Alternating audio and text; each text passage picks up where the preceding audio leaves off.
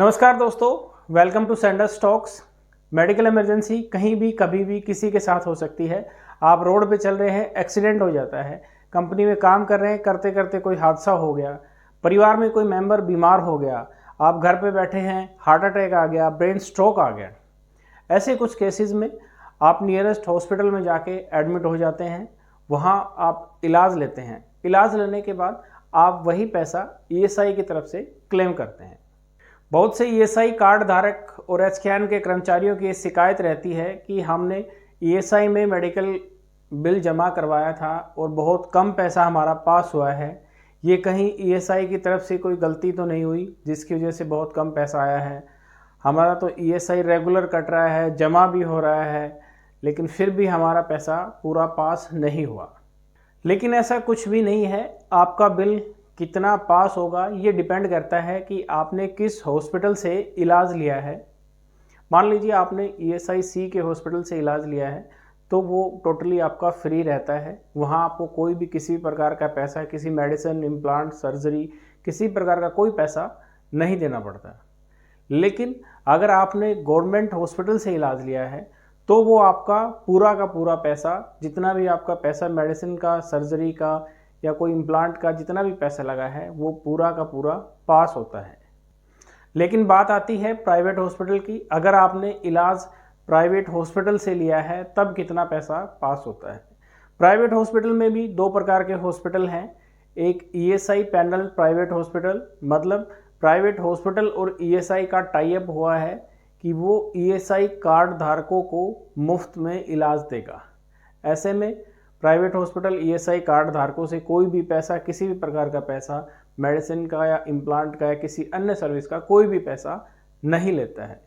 दूसरा है non panel hospital, जहां आप प्राइवेट हॉस्पिटल में जाते हैं, इलाज लेते हैं, पैसा दे के वापस आ जाते हैं, फिर वही पैसा आप ईएसआई से क्लेम करते हैं।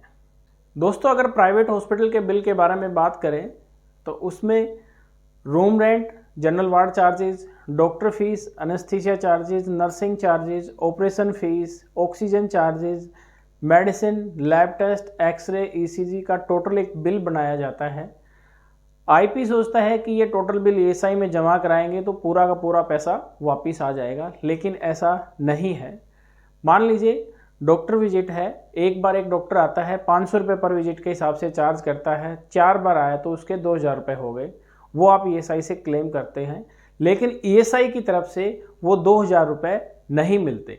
इसी तरह नर्सिंग चार्जेस नहीं मिलता, एनेस्थीसिया चार्जेस नहीं मिलता, ना ही ऑक्सीजन चार्जेस मिलता है। इन सभी का पैसा जब ईएसआई के एम्प्लॉय वर्कआउट करते हैं तो ये जीरो कर देते हैं। जैसे रूम रेंट है आपका, जनरल वार्ड चार्जेस है, हॉस्पिटल ने 1000 रुपये आपसे चार्ज किया, 4 दिन आप रहे, आपका 4000 रुपये हो गया। लेकिन ईएसआई एम्प्लॉय जब इसको वर्कआउट करते हैं तो वो पीजीआई हॉस्पिटल चंडीगढ़ की रेट लिस्ट उठाते हैं। जो चार्ज पीजीआई रेट लिस्ट में है वही पैसा आपको देंगे। पीजीआई में रूम चार्जेस 30 रुपये पर डे है तो वो आपको 30 रुपये 4 दिन का 120 रुपये ही देंगे, ना कि 4000 रुपये। ऐसे ही आईसीयू का चार्जेस है। मान लो कोई हॉस्पिटल पर डे आईसीयू के 3000 रुपये चार्ज करता है तो 3 दिन अगर कोई रहता है तो 9000 रुपये हो गए। लेकिन ईएसआई की तरफ से 300 रुपये पर डे आईसीयू के मिलते हैं तो वो आपको 900 रुपये ही मिलेंगे, ना कि 9000 रुपये। इसी तरह दोस्तों, इम्प्लांट और मेडिसिन का जो पैसा है ये पूरा का पूरा पास होता है। मेडिसिन में अगर आपका कोई कॉस्मेटिक है, शॉप है, पैड है, डाइपर है, वो कट जाते हैं। बाकी पूरा का पूरा पैसा मेडिसिन का और इम्प्लांट का पास होता है। इसी तरह लैब टेस्ट का है। लैब टेस्ट का भी वही पैसा मिलेगा जो पीजीआई चंडीगढ़ की रेट लिस्ट में अवेलेबल है। मान लीजिए सीबीसी का किसी प्राइवेट हॉस्पिटल ने 300 रुपये चार्ज किया है, लेकिन अगर आप वही पैसा ईएसआई में क्लेम करेंगे तो आपको 50 रुपये पर सीबीसी टेस्ट का मिलेगा। इसी तरह एक्सरे का है, सीटी स्कैन, एमआरआई का है। एक्सरे का मान लीजिए हॉस्पिटल आपसे 300 रुपये चार्ज करता है, लेकिन पीजीआई की रेट में उसका 25 रुपये है तो आपको 25 रुपये पर एक्सरे के हिसाब से ही आपका बिल पास होता है। किसी आईपी की वाइफ की डिलीवरी किसी प्राइवेट हॉस्पिटल में होती है, वो वहाँ से इलाज लेता है, डिस्चार्ज करवाने के बाद वो बिल ईएसआई डिस्पेंसरी में जमा करा देता है।